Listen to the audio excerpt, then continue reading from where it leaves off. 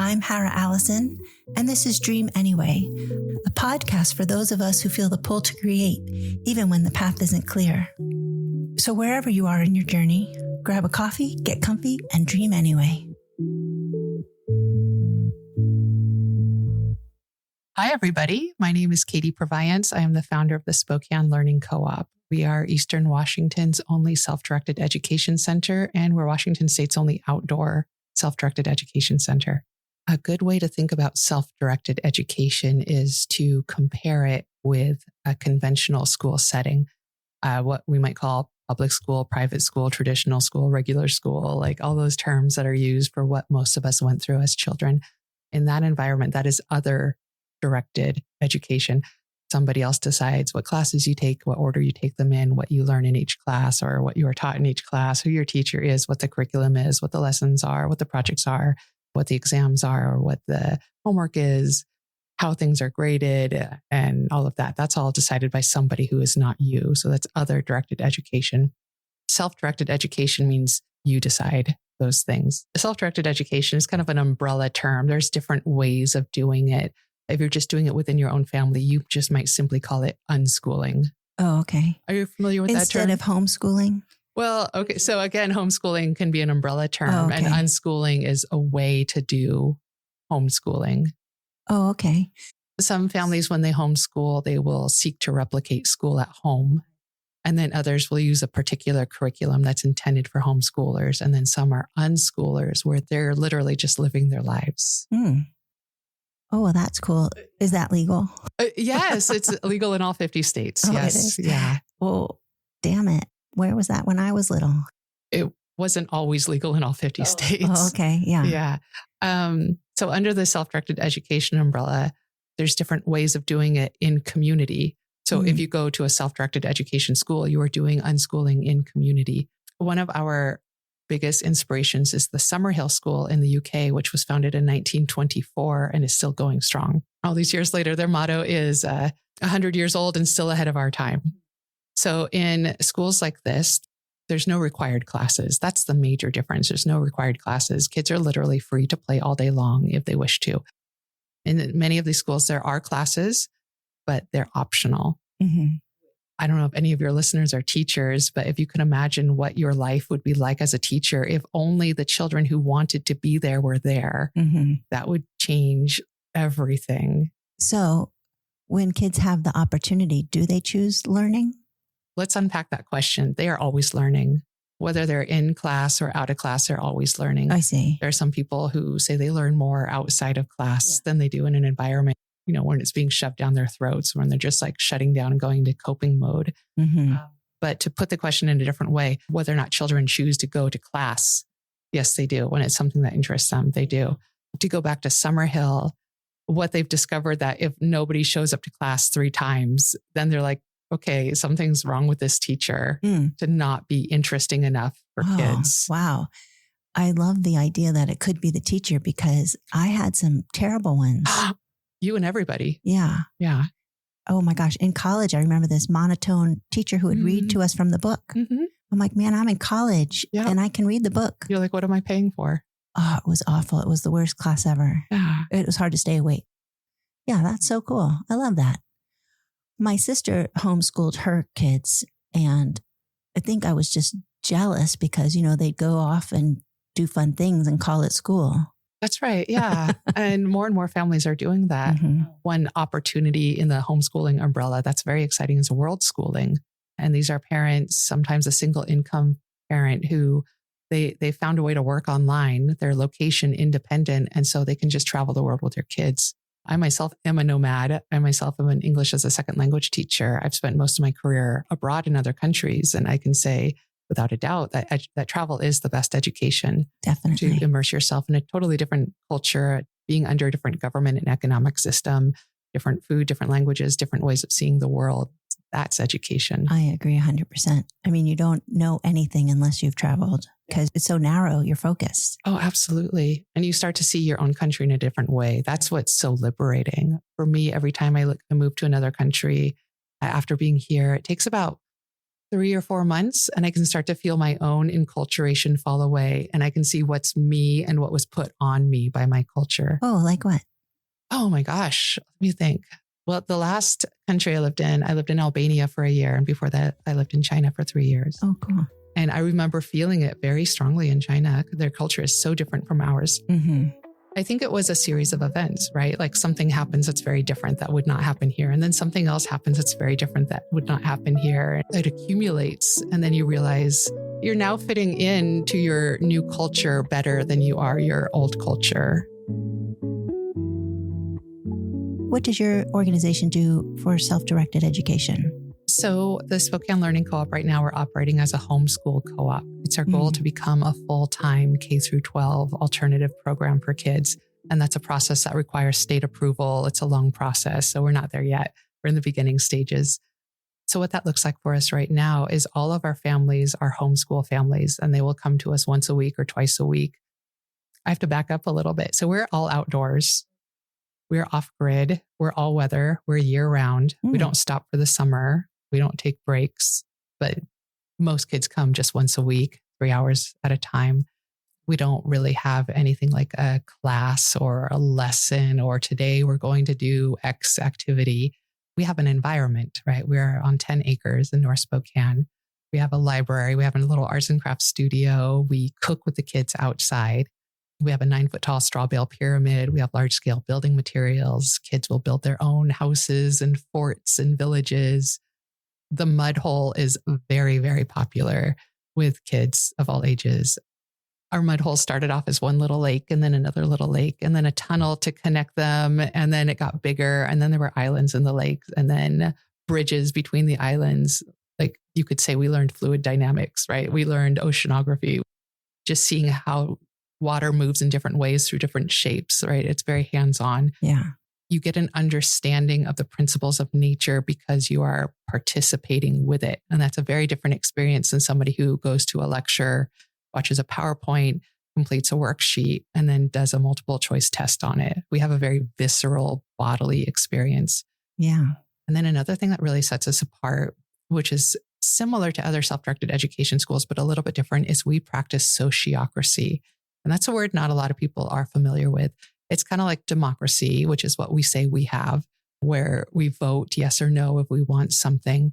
And I thought that in the beginning, I thought that we were going to be a democracy. Mm-hmm. But when I reached out to my network to say like, hey, who wants to move to Spokane and help me start this thing? A few people reached out to me saying like, oh, there's problems with democracy. And I'm like, what are you talking about?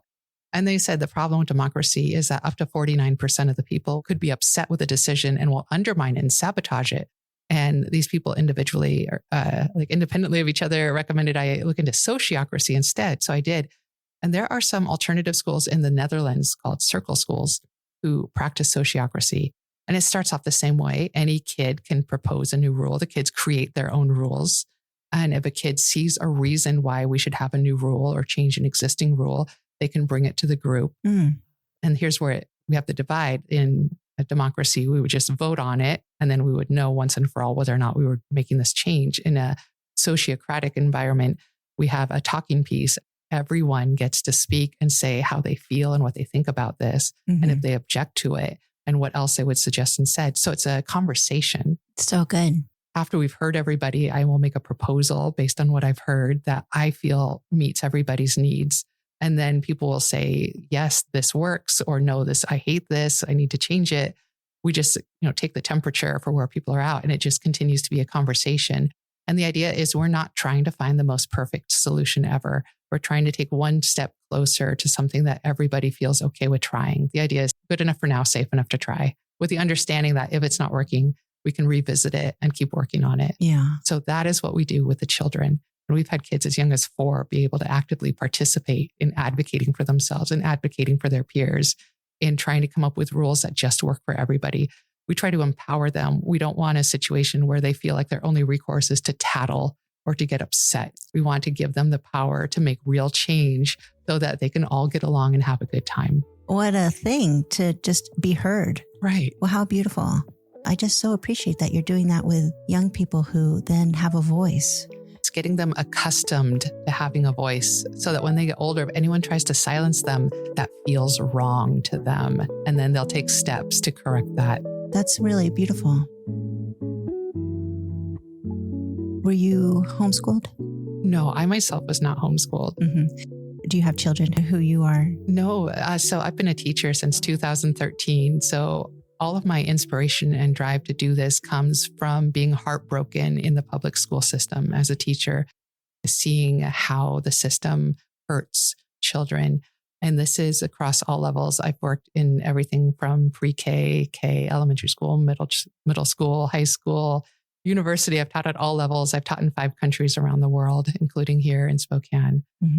If you send your kids to a system where they are required to do things, that necessitates a punishment system. Right. And some people call it a reward system. A reward system is a punishment system. You are forcing the people who work there to engage in activities that you might disagree with. And all of this is to compel kids to go through this gauntlet of somebody else's curriculum. And schools are kind of required to do this because they're getting funding, and the people who are funding them are requiring that they check these boxes. I believe it is possible to bring a self-directed education model into the public school system. It's something I've been talking with teachers who are still in the system, who believe in the system, who have good hearts, who have good reasons for being there. I think at the end of the day, it's a failure of imagination to think that we can't do better for our kids within the system.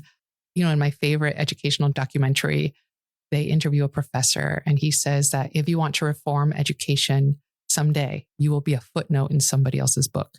But if you want to revolutionize education, you can start today. And so I'm not waiting for school to change. There's so much money in big testing ever since the No Child Left Behind Act that totally transformed school into something that a lot of good-hearted teachers could no longer tolerate and left the system because of. But there's so much money and power in education that I did not want to spend my life trying to reform that. I decided instead to spend my life creating an alternative that kids can start enjoying right now. The way our school system is set up now, the idea is that kids are being taught, I don't know if they're learning it, but they're being taught all of this information with the idea that someday it might be useful. This idea that you've got to pack in everything you need to know by the age of 18 or else. And that's just simply not true. You can decide any time to turn your life around, to learn something new, to change course, to try something different. The idea that you need to learn all this stuff just in case you ever need to use it is such a waste of time. Who has ever needed to use a quadratic equation ever in their lives, right? What's beautiful about self-directed education is it's not just in case learning like school does. It's just in time learning. What are you trying to do right now? And then what are you learning on the way to meeting that goal right now? And learning isn't even the point. We're not trying to learn. We're trying to give the kids freedom to do what they want to do. And then incidentally, as a byproduct of going after their goals, they're learning. School has it completely backwards. I've heard this before, that whatever the kids are good at, that's not where the focus is. They get all the tutors for the things they're bad at. And think of how much better you could be at the things you are good at if you were allowed to have that time and energy and resources towards what you're good at. Yeah, I really, really appreciate this. I love the idea of it, even though I'm jealous that I didn't get it. We're all jealous we didn't get it. I can't tell you how many people I talk to, and men in particular, who are in their 50s and 60s, and I tell them about this, and they go a little glassy in the eyes. Yeah. Well, I'm 57. Maybe that era, we had terrible education. But there are so many people our age and older who are carrying around school trauma. Yeah. Still. Oh, yeah. Still. Yeah, I do have some school trauma. Yeah, we don't all have to love the same things, and we don't all need to do the same things. We don't all need to be good at the same things. We're better if we all get to focus on the thing that we're really good at. I think that everyone has an inner genius, and I want each person to have the time, space, and freedom to be able to develop who they really are instead of being put into this box that just doesn't fit anybody. The podcast is about dreaming, and you started this, and I'm just wondering, were you always supported in this dream, or are people poo-pooing your ideas? How do you feel about being supported? That is such a great question. So like I said, I've been a teacher since 2013. I knew I wanted to do something very different in 2009, but it took me a little while before I became a teacher. In 2009, I had this experience. I was an architecture student at Harvard, first generation college, let alone grad school, let alone the Ivy League. It was a really big deal for me to get in, and I hated it.